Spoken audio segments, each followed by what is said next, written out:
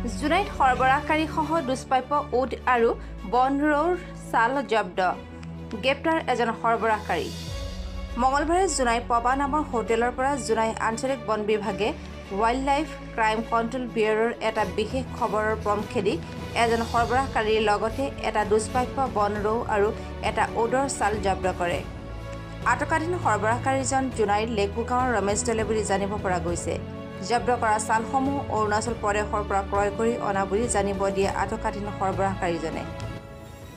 যি বিশেষ এটা সূত্ৰ অনুযায়ী আমি আমাৰ জুনাইত ৱাইল্ড লাইফ ক্ৰাইম ব্ৰাঞ্চৰ পৰা আমি এটা খবৰ ভিত্তিত তাত আমি পবা হোটেলত গৈ আমি এটা খবৰ ভিত্তিত আমি অভিযান চলালোঁ। অভিযান চলাই আমি এজন ব্যক্তিক লগ পাইছোঁ যিজনৰ হাতত আমি এই বন ৰৌ আৰু উদবিলাই জন্তুৰ আমি ছাল আৰু বাকলি পাইছোঁ।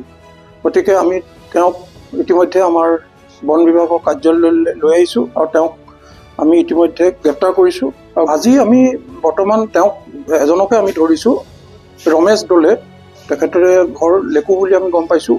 ইতিমধ্যে আমাৰ গোটেই তদন্ত প্ৰক্ৰিয়াটো চলি আছে।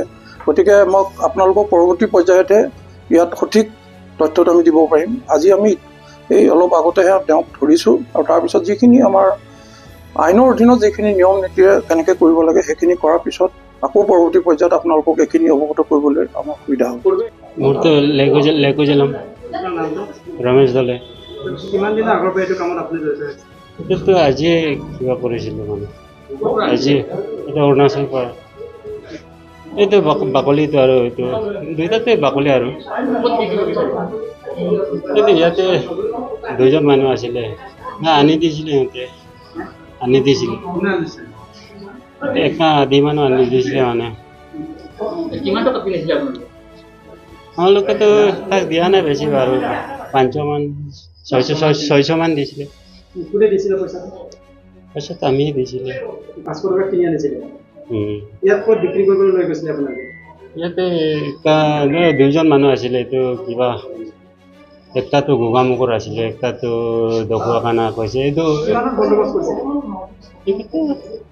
4,000 5,000 এনেকুৱা। অৰুণাচলৰ ৰাস্তাতে আনি দিছিলে। কোনে আনি দিছিলে?